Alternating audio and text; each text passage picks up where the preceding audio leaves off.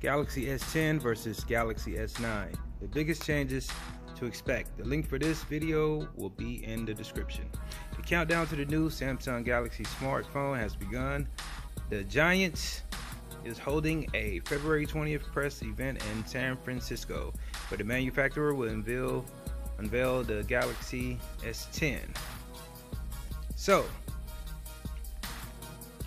what everybody wants to know is what will make the S9 old news and what will make the S10 new news. Let's start with the design. Get ready to have more smartphone models to choose from. After years of offering just two sizes, the 5.8-inch Galaxy S9 and the 6.2-inch Galaxy S9 Plus for 2018's entries, Samsung is reportedly planning on 4 varieties of the Galaxy S10. The new phone looks like it's going to come in 5.8, 6.1, 6.4, and 6.7 inch sizes, so that Samsung can offer phones with a range of prices and features. Here is a picture of the S10. The one on the left is the 6.1 2K AMOLED, and the other one is the S10 Plus. As you can see, they're a little bigger. Well, the Plus is a little bigger. It's obvious. That's how they always do it. 6.4. Another noteworthy change in the works for the Galaxy S10 is the placement of the fingerprint sensor. Now, this is big because the recent models have placed a sensor on the back of the phone to make more space for the phone's infinity display, but with the S10, the fingerprint reader will move back to the front of the phone. Only this time the reader will live under the display in the form of an ultrasonic fingerprint sensor. Other phones have offered a similar feature, notable the OnePlus 6T, that uses an optical sensor, not an ultrasonic one. That will be, man, that would change the game. Definitely. Samsung tends to play it safe, pretty safe on colors, with the S9 debuting in midnight black, coral blue, and purple, and gold. The S10, and while DJ Cole has promised amazing colors for the S10. Let's talk about the display and the punch hole. There's no denying that Samsung's Infinite Display has been a hit since it first graced the Galaxy S8 2 years ago. Samsung is all but certain to retain that extended AMOLED screen with the S10, but the company may do so with a different counter display. Okay, so you do have 2 holes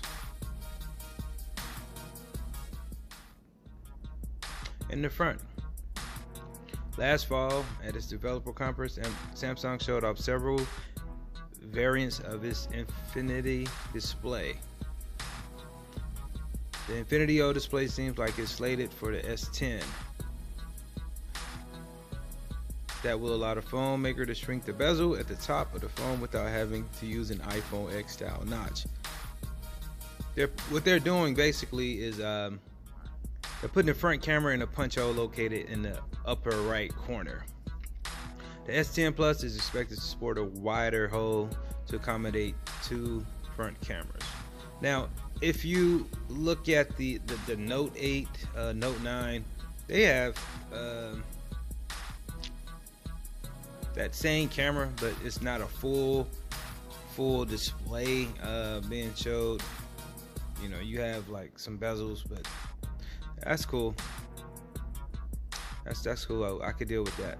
The performance. Now, this is what everybody's talking about. One change from the S9 to the S10 is already near certainty. Samsung's new phone will upgrade from the Snapdragon 845 inside the S9 to a new Snapdragon 855, at least for the Galaxy S10 model. So in the US and other markets, Samsung uses its own Exynos chipset for the Galaxy S phones, with the Exynos 9820 rumored to power this year's model.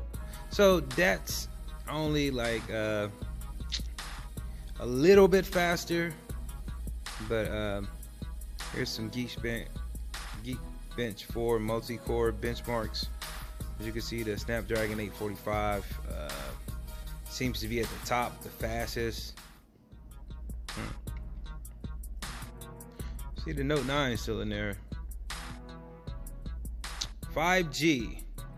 Later on, the S10 is likely to enjoy another performance edge over the S9, though perhaps not right away. The high-end model of the S10 could feature support for the next generation 5G networks that wireless carriers are currently building out, taking advantage of the X50 5G modem on board the Snapdragon 855.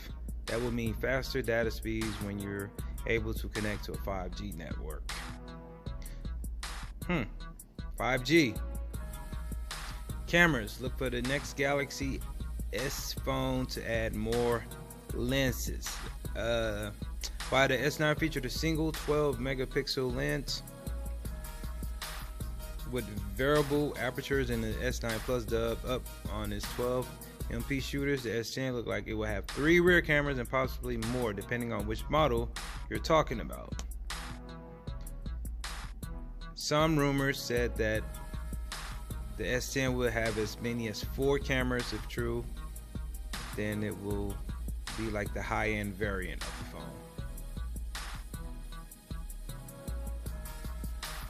The battery life, let's talk about that real quick. The S9 and S9 Plus came with 3,000 and 3,500 milliamps respectively. Now the S10, they're talking, could scale up to 35 and 4,000 milliamp on the S10 and S10 Plus. The range topping version of the S10 could feature a battery as big as 5,000 according to some reports. Software.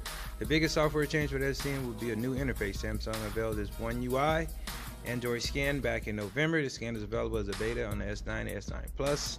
Even expect a more dynamic interface on the S10. And here's a glimpse of that. Price. Whew, this is going to scare some of you guys. As February 20th come closer, they're talking to expect the cost for some of the S10 models to closely match the 720 and 840 range that the S9 and S9 Plus debuted. So that's good for people. But there will be a $1,200 to $1,000 range for the S10 Plus. Believe that. Those are facts. But from what I see, and apparently from what you guys see too, is that the S10 will be better than the S9 in a lot of different ways. I'm stoked about the cameras.